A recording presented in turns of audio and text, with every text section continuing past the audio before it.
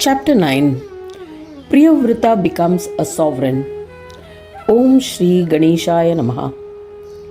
Suta is narrating the legend of Durvasa Rishi, an Amsha of Shankara.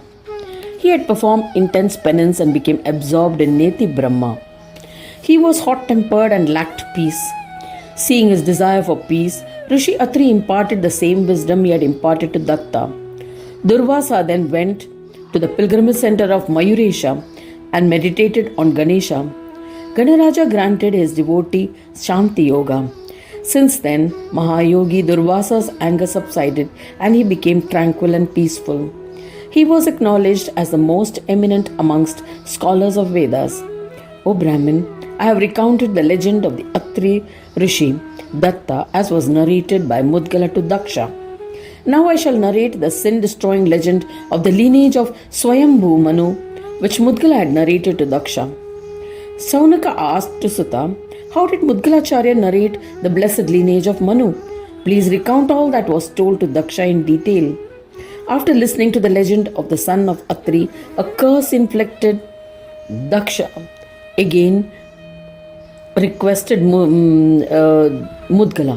Daksha said, Atri Mahamuni is indeed blessed as his sons became well-known Ganapatyas, luminary yogis and bestowers of yoga. I have listened to their legends. O Brahman, please narrate how the universe was created eons ago. Please tell us about the two sons of Swayambhu Manu and their heroics. Suta continued the narration saying that Mudgal Mahayogi, the knower of supreme truth, happily responded to the queries of Daksha. Mudgalacharya said, the sons of Swayambhu Manu, Priyavrata and Uttanapada became well known as righteous, dharmic creators of the universe. The elder son Priyavrata, understanding that the physical body is mortal, went to a forest to observe sadhana. So Manu was dejected. Once Narada paid a visit to Manu. Manu requested, O Brahmin Narada, please mentor Priyavrata. Narada agreed and went to the vast hermitage where Priyavrata was observing penance. Seeing Narada, Raja Rishi Priyavrata stood up and paid his respects humbly. Narada realized that Priyavrata could be persuaded and said to the eminent Kshatriya, listen, O illustrious and wise Priyavrata.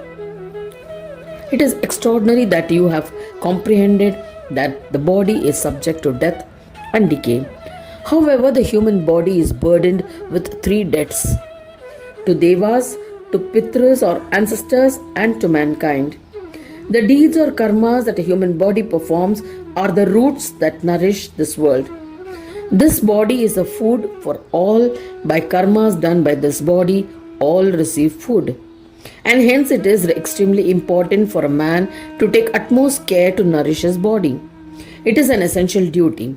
Man should endeavor to follow one's own dharma and observe the rules and precepts of varnashrama. The world is sustained by good and virtuous deeds. One should perform yajna and other such rituals to repay the debts to devas. One should repay the debts to ancestors by performing shraddha and other rituals. One should fulfill the debt to mankind by ensuring that the lineage continues. O Priyavrata, despite being burdened by these debts, why have you come to a forest? Hence, O son, conduct yourself in accordance with the precepts of your dharma and rule righteously and happily. When you become old, delegate the duties and responsibilities of your kingdom to your sons. It is then that you can go to a forest and engage in practice of yoga. Mudgalacharya continued the narration, saying that after listening to the advice imparted by Narada, Priyavrata, the eminent son of the Kshatriya Manu, was delighted. He bowed reverentially and asked, O intellectual Swami Yogindra, please enlighten me how a human can attain union with the Supreme Brahma, become Brahma Buddha. Narada replied, O son, listen. I shall elucidate the path leading to ascent to the position of Supreme Brahma. Following this path, humans can attain Shanti Yoga. O wise one, comprehending the yogic form of Brahmanayaka, Ganesha, and performing austerities towards him is a means to attain union with Brahma. The word Gana is a composite word. The collective is formed by the union of internal and external aspects. This can be explained by the following example. Leaves, fruits, flowers, roots, and trunk are the internal aspects of a tree. At the same time, it is different from trees of the same species, from other species such as humans and animals, from inanimate and animate objects. The differences are innumerable. The tree is a collection of these differences. O son, the collection of all food, Anna, is Anna Brahma. Vedas have mentioned such innumerable clusters, that is Ganas. The Lord of all is Ganapati. Yogis since ancient times have comprehended this and attained absolute peace through Shanti Yoga. Our family deity is Gajanana. Strive to worship him and you will be blessed. Ganesha, Brahma and the 5 gods are the sons of Ganesha. He is grandfather of Narada. Our Pitamaha, the grandfather, worshipped Ganaraja with faith and devotion and became absorbed into Brahma. His 5 children Brahma, Vishnu, Mahesh, Surya and Shakti worshipped Ganesha and have been blessed with enjoyments. O son, these avatars of the universe, Vishweshwaras, worshipped him to attain peace. We, sons of Brahma Deva, are also engaged in singing bhajans of Ganadipa. O Priyavrata, we became chief Yogendras, acquired transcendental knowledge, and became liberated from bondage by his grace. O eminent Kshatriya, similarly, you too must worship Ganesha with faith and devotion. O meritorious one, by doing so, you will always attain fulfillment with ease.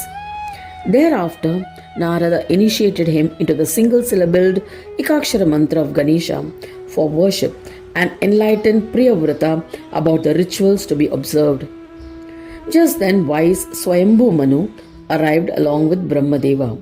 Seeing them both, sons paid obeisance to their fathers. Priyavrata's father is Manu and Narada's father is Brahma Deva. Brahma Deva also earnestly imparted further knowledge to his grandson Priyavrata. Raja Rishi Priyavrata and Manu returned to their town. Swayambhu Manu handed over the kingdom to his sons and retired to a forest to worship Ganesha through the path of yoga with devotion. Gradually he went beyond the 5 aspects of Chitta. Having forsaken the Chitta tendencies, the Mahayogi attained union with Brahma. Following the path of Shanti Yoga, he ascended to Brahma Loka. He remained immersed in bhajans of Ganesha. Priyavrata became the king and ruled his kingdom with justice, political wisdom, righteousness, and generosity, and earned immense success. Under his rule, subjects observed these dharmas based on Varnashrama, lived righteously and happily. Thus ends the 9th chapter titled Priyavrata becomes a sovereign. In the 2nd Khanda of the Purana Upanishad, Srimad Mudkal Puran, describing the legends of Ekadanta, dedicated to Sri Gajanana. End of chapter 9.